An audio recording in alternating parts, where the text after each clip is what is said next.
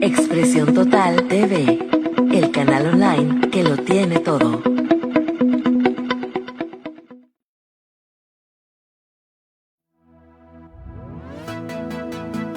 Vapeo Informado, un espacio libre y sin fronteras.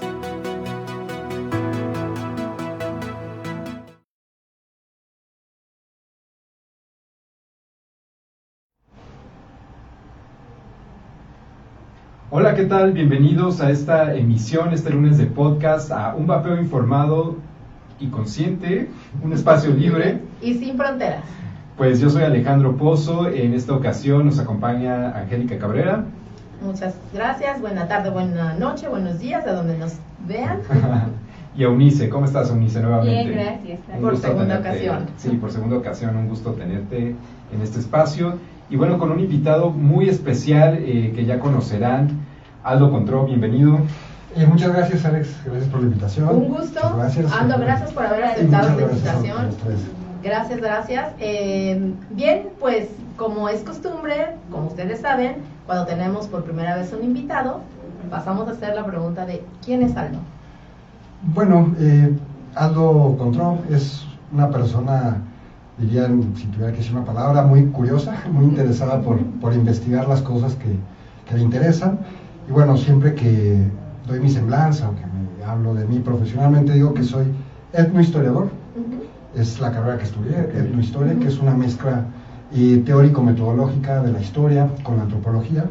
Digamos, un etnohistoriador lo que hace es investigar fenómenos sociales a través de la historia y también en su presente, ¿no? En el contexto presente. Y bueno, soy etnohistoriador dedicado a temas de historia y políticas de drogas. Entonces, Aldo Contró es un etnohistoriador que se dedica a temas de historia y política de drogas con enfoque de reforma, debido a que soy una persona, Aldo Contró es una persona que defiende temas de libertad individual, asuntos relativos con las libertades, y entonces como investigo temas relacionados con las drogas, pues mi enfoque es de reforma, ya que el modelo que tenemos actualmente, que se basa en el modelo del Sistema Internacional de Control de Drogas de la ONU, es uno que atenta contra estas libertades, como tal vez ya lo abordaremos en esta charla.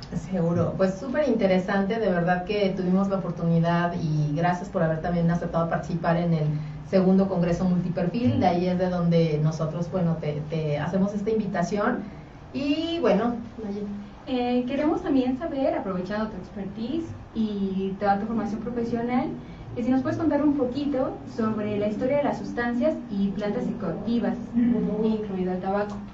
Bueno, la verdad es que es una historia muy rica. Hay un artículo, me parece publicado en el 2019, de un arqueólogo que se llama Giorgio Samorini, italiano, que se dedica a investigar arqueológicamente el uso de drogas en sociedades antiguas, ¿no?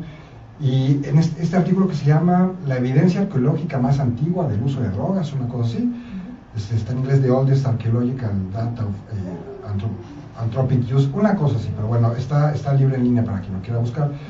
Él analiza, según la evidencia, ¿no?, más reciente que había, y el artículo pues es reciente, sobre cuáles son los usos más antiguos, ¿no?, de plantas y sustancias psicoactivas, y encuentra que entre las primeras están la cerveza, el cannabis, la cerveza en Egipto, el cannabis, el uso de hongos y peyote en América, y estamos hablando de usos de más o menos 13.000 años, de hace 13.000 años estamos hablando de algo muy antiguo, ¿no?, de una serie de prácticas muy arraigadas en distintas sociedades, porque encontramos uso de drogas en América, en África, en Europa, en el norte, en el sur, a todo y lo largo y ancho de este mundo, y también desde que hay esta evidencia, digamos, hasta la fecha, pues ha sido continuado, y de hecho la historia que tenemos desde entonces ha sido una historia de una relación cada vez más estrecha con el uso de este tipo de sustancias, por muchas razones.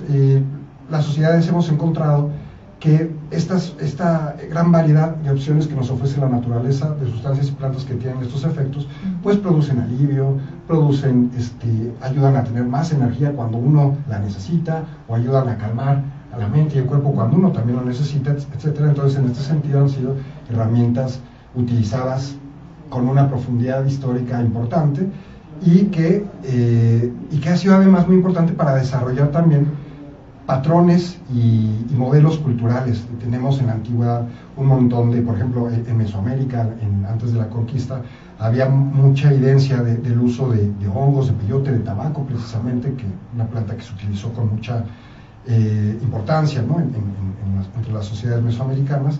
Ustedes conocen esta imagen, esta estatua de Xochipilli, ¿no? Es una figura que está ahí en el Museo Nacional de Antropología, y es un príncipe que tiene él, digamos, tatuado, ¿no? Y por todos lados plasmados motivos sobre plantas como el tabaco, como el ololiuqui, como el floripondio y otras plantas con efectos psicoactivos. Entonces, eso solo por poner un ejemplo. Entonces, la relación de las sociedades con las drogas ha sido sumamente importante desde entonces y hasta la fecha, aunque tal vez no lo veamos de manera tan clara hoy en día. Pero bueno, podríamos hablar mucho más sobre ello, pero solo para dar un panorama general de qué tan profunda y qué tan antigua es la relación de las sociedades en todo el mundo con las drogas. Prácticamente no hay sociedad en el mundo desde entonces, desde hace más de 10.000 años, que no haya utilizado alguna sustancia que produzca o provoque en los organismos efectos psicoactivos.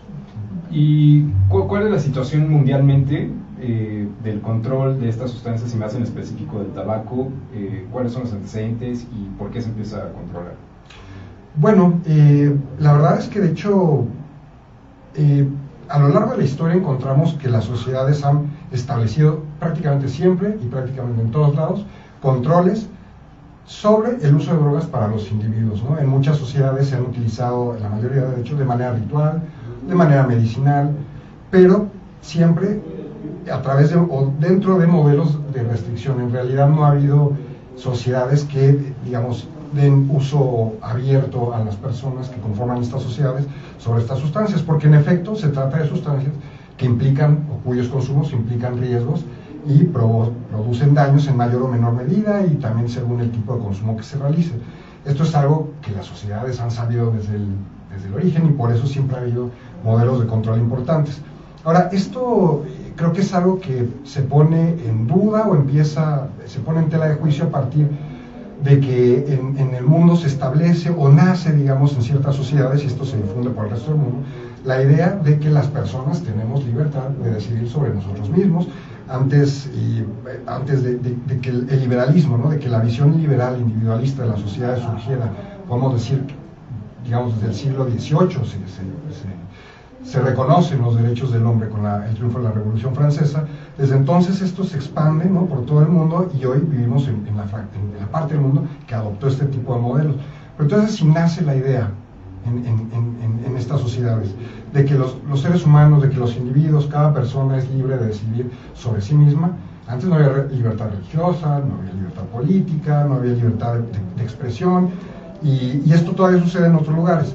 Sin embargo, bueno, cuando adoptamos esta visión de la sociedad y del individuo, a partir de ese momento empieza a ser cuestionable que el uso de drogas esté controlado, ¿no? Que esta práctica que es propia de los individuos sobre sí mismos, sus cuerpos y sus mentes, que estas prácticas estén definidas, controladas o limitadas, prohibidas por parte de la colectividad representada en el poder político, que es el Estado. Entonces, es normal que haya prohibición sobre el uso de drogas en sociedades que no tienen modelos según los cuales cada persona puede establecer su propio modelo de vida. Y por eso me parece que hasta la fecha, ese es uno de los terrenos que no ha ganado, en los que el individuo no ha ganado todavía la batalla frente a la colectividad, debido a que sí es un tema en el que estamos dentro de controles impuestos por esta colectividad. Y dentro de esos mismos, digamos, controles, aterrizando un poco más hacia el tabaquismo, ¿no? ¿Cuáles, en tu experiencia y en tu perfil profesional, los que se han llevado a cabo para justo el manejo o la erradicación, buscando la erradicación del tabaquismo a nivel mundial? O si nos quieres dar un poco de panorama a nivel México e internacional. ¿Sobre cuáles son? Sí, ¿cuáles son los controles que se han llevado a cabo para el tabaquismo? Bueno, digamos, con el tabaco no hay aplicado todavía a nivel global un modelo que sea similar al que se aplica a drogas fiscalizadas como el cannabis, la cocaína, los opioides, el éxtasis, el LSD, etc. Entonces no hay un modelo de prohibición sobre el consumo, ni a nivel nacional ni a nivel internacional. Sin embargo, sí lo hay en el caso de otras drogas, como estas que acabo de mencionar, y lo que podemos ver es que no funciona, da los resultados contrarios a los objetivos que se establecen. Sin embargo, creo que ha habido políticas que han funcionado para reducir los impactos que esta práctica, ¿no?, implica, tanto a nivel social como a nivel individual, en una serie de políticas que están basadas, por ejemplo, en la información. Las campañas informativas han tenido buenos resultados. Yo escuché alguna vez por parte de Alejandro Madrazo, abogado del CIDE, mencionar que hubo una campaña, por ejemplo, ¿no?, en Brasil, que fue muy buena, que dio buenos resultados, en las que se alertaba de los riesgos que el tabaquismo representa para la disfunción eréctil, y que esta campaña específicamente fue muy útil, desincentivó, redujo el consumo de tabaco en la población masculina principalmente, pero bueno, luego se replicaron otro tipo de campañas que fueron efectivas ya para, digamos, distintos géneros, sexos. Entonces, yo creo que las políticas que más funcionan son las que utilizan información y que de esta manera dan a las personas la autoridad sobre sí mismas y les crean de esta manera un sentido de responsabilidad, que esto es muy importante y lo vemos mucho más allá del tema de las sustancias. Cuando tú le pones al individuo la responsabilidad sobre sí mismo, es mucho más probable que realice prácticas responsables, que se informe y que siente interés por ello, ¿no? Es como, digamos, un niño. Si tú dices, no debes de hacer esto, ¿por qué no? Pues vaya, muy probablemente lo va a terminar haciendo, pero como es un niño, hay que hacerlo de esta manera, pero con un adulto esto no funciona. Lo que funciona es darle el poder sobre sí mismo, y en la mayoría de los casos va a ser útil. Ahora, hay que entender también una cosa: no existe política perfecta, no existe política que vaya a lograr erradicar el consumo del tabaco, ni que vaya a lograr erradicar todos los daños del tabaco de ninguna otra. Lo que tenemos que buscar es lo que sí funciona, y lo que sí funciona son aquellas políticas que buscan reducir al mínimo posible los impactos sin quitarle a la persona la soberanía que tiene sobre su propio cuerpo, su mente y su proyecto de vida. Okay. Y con esto, ¿qué opinión tendrías sobre la campaña del Día Mundial Sin Tabaco del 2024? Es una pregunta interesante, porque lo comentábamos en el evento, el foro precisamente donde nos conocimos y me hicieron amablemente la invitación, que fue una campaña, en mi opinión, muy particular, porque si bien vemos, ¿no?, cuando uno analiza los eslogans, los mensajes que se lanzan desde el Día Mundial Sin Tabaco, ¿no?, desde la Organización Mundial de la Salud, la comunidad internacional, vamos viendo, más en los últimos 5 años, un endurecimiento muy importante de la narrativa, del discurso, de los mensajes, pero hay un salto gigante del 2023 al 2024. Si uno ve, por ejemplo, en el 2019, la campaña era algo así como para concientizar sobre la salud, la importancia de la salud pulmonar. Vaya, pues me parece que es correcto. La campaña, luego fue haciéndose cada vez más duro, luego para evitar que los jóvenes sean víctimas del tabaquismo. En el 2023, o no, creo que en el 2022, fue algo así como para evitar o impedir que la industria tabacalera siga afectando a nuestro planeta. Ya un discurso un poquito más agresivo. Y en el 2024 sí se vio una campaña, en mi opinión, bastante agresiva, pero más que agresiva, incluso era muy estigmatizante, y que lo comentaba en aquella ocasión, utiliza recursos falaces como la caricaturización de los actores que son, digamos, sus interlocutores, o los que están del otro lado de la mesa de debate, es decir, quienes defendemos regulaciones antiprohibicionistas o no prohibicionistas, ¿no? Y recuerdo que, por ejemplo, la campaña es sobre para evitar que los niños sigan siendo víctimas de la industria tabacalera, una cosa así. Desde ahí me llama un poco la atención, porque digo, ¿en dónde ven esto, ¿no? ¿En dónde se demuestra? Y yo lo primero que diría es, quien tiene la obligación de impedir esto es el Estado. Y si la industria tabacalera está, o la industria tabacalera o cualquiera, está realmente tomando como sus presas, sus víctimas, en el lenguaje que utiliza la Organización Mundial de la Salud, a los menores de edad, pues perdón, pero obviamente están haciendo mal ellos, pero también está incumpliendo el Estado, o los Estados en el mundo, su tarea de impedir que esto suceda, ¿no? Y esto precisamente se establece en la ley, en las regulaciones. Pues hay un montón de medidas para buscar evitar que esto suceda, y de hecho por eso, según yo, en la práctica no lo vemos. Me parece que de hecho es al revés, ¿no? Es decir, es la industria ilegal la que se está haciendo, la que se está provocando estos daños, o está atentando a esta población. Y me gustaría, perdón por extenderme, pero No, está bien. para ejemplificarlo, yo recuerdo que había un par de videos como tipo comerciales en la Sí. página de la Organización Panamericana de la Salud, que bueno, eran videos con el logo de la OMS finalmente, ¿no? Son parte de la misma estructura, y uno de ellos me llamó la atención, era una mujer joven, afroamericana, en el que ella dice: los jóvenes hemos pasado por cosas muy malas, pandemias, recesiones, crisis climática, y ¿sabes quiénes no están, sabes quiénes se han enriquecido mientras todo eso sucede? La industria tabacalera. O sea, como que para empezar, no, eso es una falacia porque no hay relación entre una cosa y la otra, pero bueno, no es un recurso que utilizan. Y más adelante ella dice, y es porque ellos están persiguiendo y atentando contra los niños y la juventud, están tomándonos como sus víctimas. Dije, pero a ver, va a demostrarlo, ¿no? Dice, no le creas, dice que lo digan ellos mismos. Y empieza a salir una serie de personas, como jóvenes, gente joven, con letreros, con frases, digamos, que van entrecomilladas, como si estuvieran citando, ¿no? Y señalan cosas como tipo, nosotros no consumimos este producto, solo lo dejamos para los menores de edad, así. Y firma Big Tobacco, ¿no? Así, la industria tabacalera, ¿no? Y otras, como por ejemplo, el cigarrillo electrónico no produce absolutamente ningún daño, lo hemos comprobado, una cosa. Entonces uno dice, bueno, estás diciendo que la industria dice eso, pues uno se va a buscar. Para empezar, digo, aunque lo pensara alguien, ¿quién va a ser tan tonto, no? Para decir una declaración de ese tipo. Y me fui a buscar esas citas, ¿no? Pues no encontré absolutamente nada, como en efecto me lo esperaba, porque además no pueden hacerlo, hay leyes, hay regulaciones que impiden que esto sea así. Entonces, me parece que lo que están utilizando, o lo que se hizo este año, y que creo que es lo que anuncia, ¿no? O muestra cuál es la narrativa que viene, ¿no? Que empiece y que va a seguir.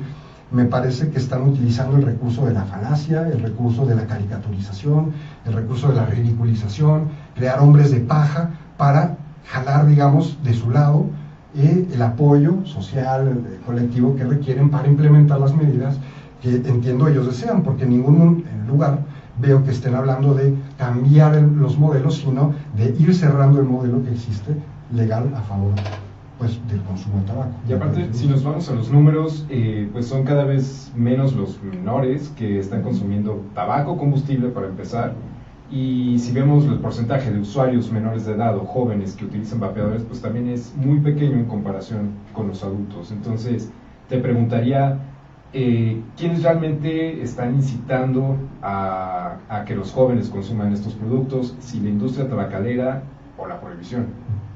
Bueno, esa es precisamente una buena visión de las cosas, correcta en mi opinión, porque en efecto, para quien realmente es un mercado muy jugoso de los menores de edad, es para el mercado ilegal, porque ellos no tienen ningún incentivo para evitar venderle a uno o al otro.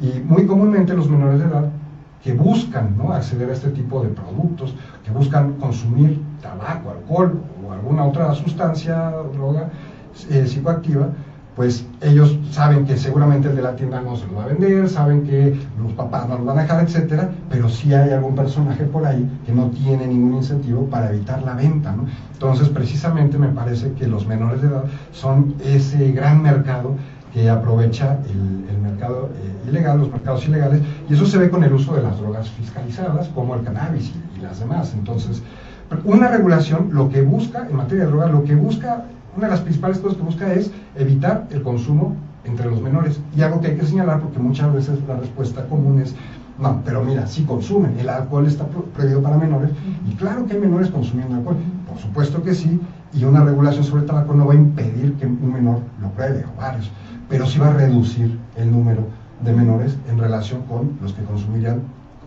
teniendo un mercado ilegal grande, ¿no? Y jugoso. Pero además, estos mercados vuelven muy difícil medir el consumo y los problemas entre los menores, porque los manda a una sombra a la que muchas veces es difícil llegar por los medios institucionales oficiales, ¿no? Bueno, por ejemplo, en medios institucionales oficiales podríamos decir que en la última en salud, por ejemplo, ¿no? Se ha estado observando o sí la oportunidad de medir desde qué edad acceden a los cigarros, por ejemplo, ¿no? El cigarro combustible, y va entre los 8 y 10 años, ¿no? O sea, bueno, ellos dicen que 10, en un anterior había registro hasta de 8 años, pero definitivamente consideramos o coincidimos, compartimos contigo que la regulación justa, equitativa, bueno, más bien acorde al daño, es lo que debería de estar prevaleciendo, ¿no? No solo en México, sino a nivel internacional, ¿no? Que ya hemos visto muchos casos, en este caso muy específico del vapeo como herramienta de reducción de daños por tabaquismo, que se trata, por ejemplo, a nivel Latinoamérica, pues de equiparar, ¿no?, al cigarro combustible, y no es así, ¿no? O tú que tienes este expertise con ese tipo de drogas, bueno, otro tipo de drogas duras, pero tú ¿cuál sería así como tu percepción en ese sentido? ¿Tú crees que se pudiera equiparar el cigarro combustible con el vapeo? Según la evidencia que hay, no hay ningún tipo de comparación posible, ¿no? Los daños que existen, digo yo investigo la historia, no conozco muy bien el dato científico exacto, pero sí he escuchado a quienes lo conocen, lo dominan y lo producen, de hecho, precisamente, por ejemplo, en el foro que hubo hace unas semanas, y vaya, me parece que la evidencia es abrumadora a favor de la idea de que el vapeo sí es un método posible para reducir de manera eficiente los riesgos y daños que provoca el consumo de tabaco. Pero yo agregaría algo que me parece muy importante, y es que una política pública, una política de drogas dentro de una sociedad liberal debería estar dirigida a evitar los daños que el consumo de una persona puede producir en otra persona. Esa es la razón por la cual, si uno toma, no debe manejar. Hay una prohibición en ese sentido y un castigo coercitivo en caso de que la persona incurra en esa falta, pero no puede emborracharse hasta que no pueda caminar, ¿me explico? Porque se entiende con esta política que, en efecto, la estrategia, la política pública debe dirigirse a evitar el daño que el consumo de una persona provoca sobre otros, y en este sentido el vapeo me parece que es claramente una opción muy viable, ya que el humo de la combustión sí genera daños a terceros de manera muy clara en espacios cerrados, incluso en espacios abiertos donde las personas están cerca una de otra, y con el vapeo no es así, ¿no? Lo escuchábamos en la presentación del doctor Sussman en el evento, pero además es algo de sentido común, se percibe. Por lo tanto, es absurdo que no esté prohibido una cosa que sí daña a terceros, pero esté prohibido de manera tan dura, además, con un discurso, una narrativa institucional tan dura, un método de consumo que, uno, sí ha demostrado producir menos daños individuales, pero más aún ha demostrado producir mucho menos, si no es que nulos daños, a terceros. Exacto, sí, como lo decía Alex ahorita, ¿no? De esta parte de los esfuerzos, pues, para lograr la cesación tabáquica. Perdón que insista, pero es que nuestro público, bueno, y el podcast, ¿no? Sí. Está muy enfocado en esta cuestión de la erradicación del tabaquismo, sí, a través de estas herramientas de reducción de daños, y como bien lo comentas, existe la evidencia, ¿no? O sea, está más que probado que tienen... Nada es inocuo, nada en el mundo, ¿no? O sea, no hay riesgo cero, dice la propia COFEPRIS, ¿no? Desde que fue constituida o integrada en sus diferentes direcciones generales, no hay riesgo cero, pero desde esta perspectiva, pues sí hay unos antecedentes ya bastantes de más de 20 años, ¿no? De estudios y estudios y estudios, en donde se ha demostrado que sí son mucho menos dañinos, ¿no? Sí, que a largo plazo, ¿no? O sea, que estar... con la combustión, ¿no? Y además a terceros, bien lo comentas, y reiterarlo, ¿no? Existe el daño en fumar, y en la combustión existe el fumador pasivo, que no existe en el vapeador pasivo. No hay vapeador pasivo. Exactamente, ¿no? Es correcto. Entonces, bueno, la verdad es que todo este tema es súper interesante, y derivado de esa participación tuya y de ciertos comentarios, porque el tiempo, como siempre, nos apremia de pronto, pero queremos hacerte una invitación para poder abordar otro tipo de temáticas que también son igual de importantes, y que estamos seguros que a la audiencia les puede interesar. Entonces, si estás de acuerdo, te esperamos para no perder el hilo de esta plática, sí, en una segunda entrevista. Pudiera ser el próximo lunes. Cuenten, ¿no?, conmigo, sí. Súper bien, entonces ya está aceptado. Y bueno, pues Alex. Sí, pues muchísimas gracias, Aldo. Entonces te vemos la próxima semana aquí, y muchas gracias, Eunice, muchas gracias, Angélica, y ustedes pues no se pierdan el próximo lunes este programa por las redes de Vapeo Informado y Expresión Total TV, donde vamos a darle continuidad a esta interesante plática. Y que también, perdón, no se olviden de seguirnos en las redes sociales, claro, de darnos like, de compartir la información, porque como hemos dicho en múltiples foros y en múltiples programas, nadie sabemos, o sea, más bien, nadie sabemos a quién le puede ayudar, pero además todos conocemos por lo menos algún fumador en amistades, en familia y demás, al que puede estar levantando la mano o buscando alternativas para esta cesación tabáquica y todavía no le ha sido posible, ¿no? Entonces, ahí síganos toda la información, vuelvan a escuchar este programa, compártanlo por favor, y bueno, pues muchas gracias. Sí, y abrir la conversación, si tienen dudas, si tienen comentarios, pues siempre estamos atentos a los comentarios, y estamos en Facebook, en Twitter, en Instagram, en TikTok, en YouTube, como Vapeo Informado. Muchísimas gracias, Aldo. Gracias, Alex. Y nos vemos el próximo lunes en Vapeo Informado, un espacio libre y sin fronteras. Gracias. Gracias A todos. Gracias.